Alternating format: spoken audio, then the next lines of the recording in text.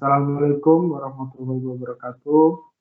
Perkenalkan, kami dari kelompok 3 mata kuliah teknologi PKTI kelas B yang beranggotakan Alvito, yaitu dengan NIM 120, Wahid dengan NIM 110, Febri dengan NIM 111, Wisnu dengan NIM 081, dan Satria dengan NIM 131. Di sini kami akan memaparkan, yaitu audit website Grab dan sistem informasi Grab yang dimulai dari narasumber.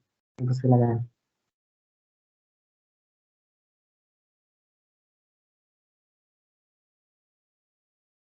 Baik, di sini saya akan menjelaskan untuk BAI 01. Untuk yang pertama, di situ ada nama kontrol, di mana BAI 01 praktik proses, input atau output, dan kegiatan untuk nama kontrolnya. Kemudian di sini ada subkontrol, di mana BAI 01.01 itu mempertahankan pendekatan standar untuk manajemen program dan proyek. Selanjutnya di situ ada tujuan dari audit, yaitu pengelolaan semua program dan proyek dari portofolio investasi sesuai dengan strategi perusahaan dan dengan cara yang terkoordinasi.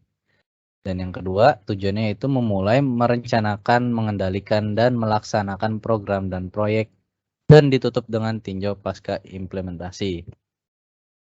Selanjutnya, Itu pernyataan yang pertama adalah adanya pemeliharaan dan penegakan pendekatan standar untuk manajemen proyek dan program yang selaras dengan lingkungan spesifik perusahaan dari Grab. Pada tingkat persetujuan 1, 2, 3, 4, 5.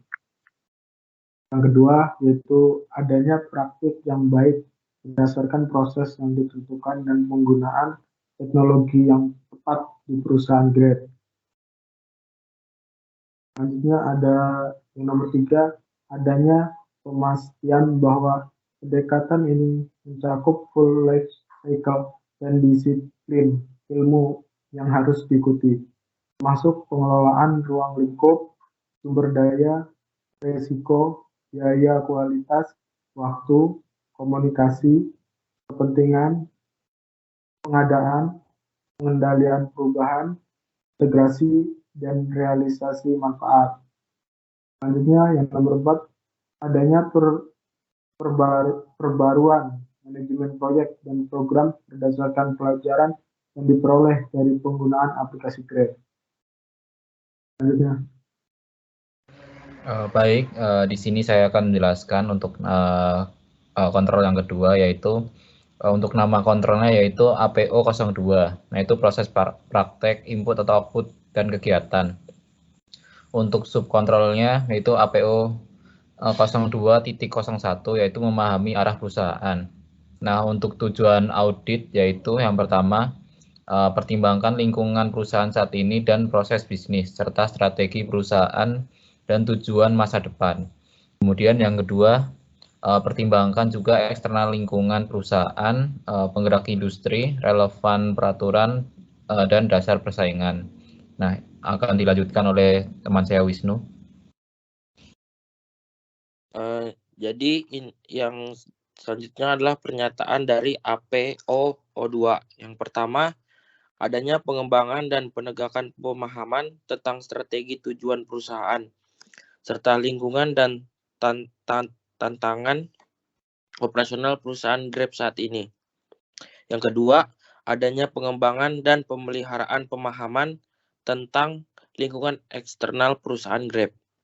Terus yang ketiga, adanya pengidentifikasian pemangku kepentingan utama dan dapatkan wawasan tentang kebutuhan Grab. Kemudian yang keempat, adanya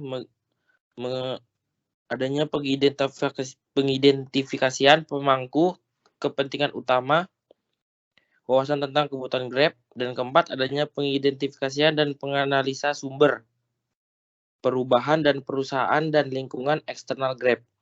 Yang kelima, adanya pemastian prioritas untuk perubahan strategis.